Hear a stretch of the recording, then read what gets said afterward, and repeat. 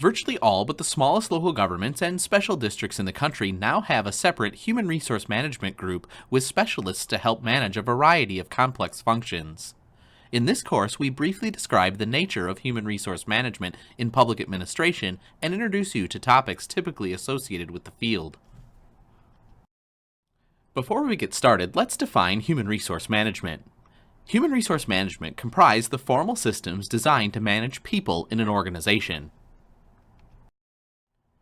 Providing legal protection and process for public employees remains a vital function for public HR practitioners.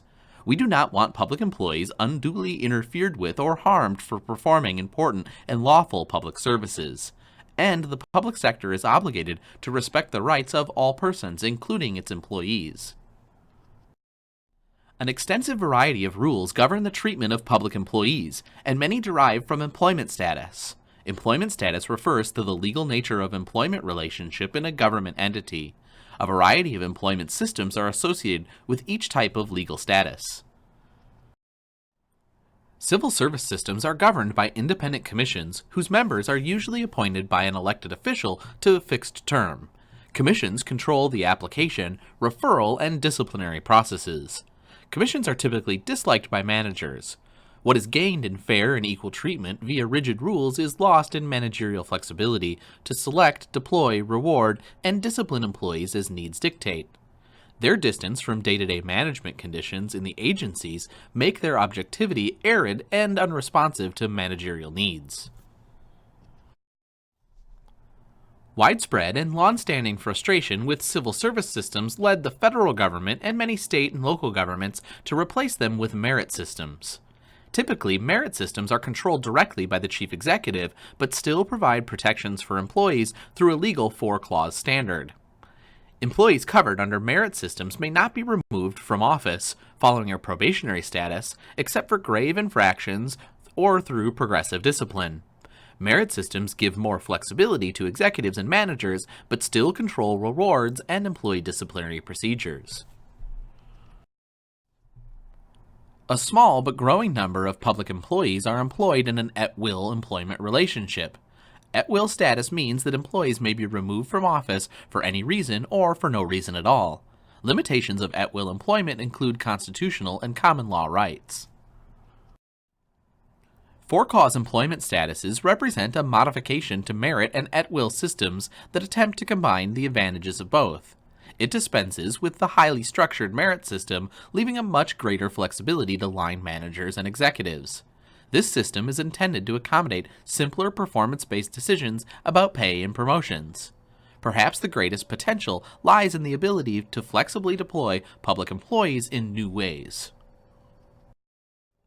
About a third of all government employees are covered by union contracts that require collective bargaining over terms and conditions of employment. During the 1960s and 1970s, public employee unions grew rapidly. Their numbers have since leveled off and are beginning to decline, while union membership in the private sector has declined sharply. Some states require collective bargaining for some public employees. Where union contracts apply, both management and the union are bound by the terms of the negotiated contract. Public employment was at one time considered a privilege rather than a right. Let's take a look. By the 1960s, constitutional case law recognized that public employment could not be conditioned upon the sacrifice of rights enjoyed by all other persons unless the nature of the job required it. Managers must be prepared to defend any deprivations of rights as reasonably job-related.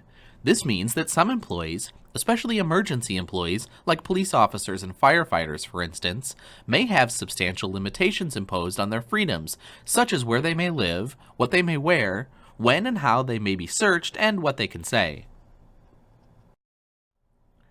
Public employees are also deemed to have a substantial interest in their jobs, at least as these affect their reputations and careers. These rights are protected under due process clauses of the 5th and 14th Amendments. Since the 1970s, the range of these protections has varied rather inconsistently with evolving case law and new civil rights statutes.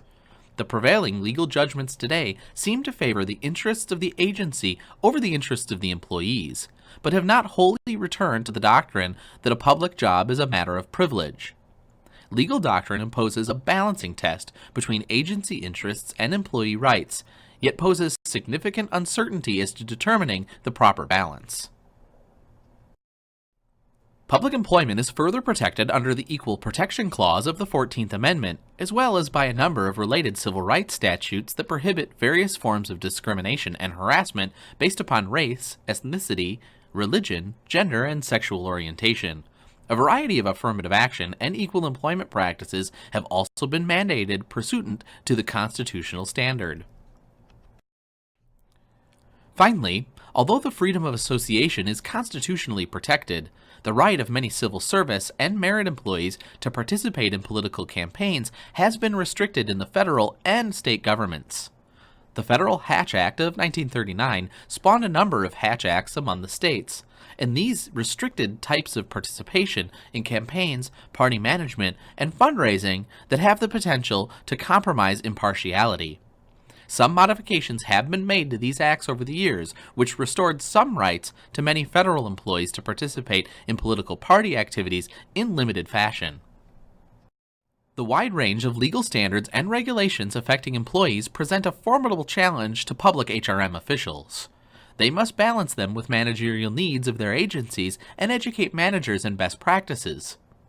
This is difficult to achieve in part because case law of the courts changes fairly rapidly, and the evolving standards are often difficult to understand and apply with confidence.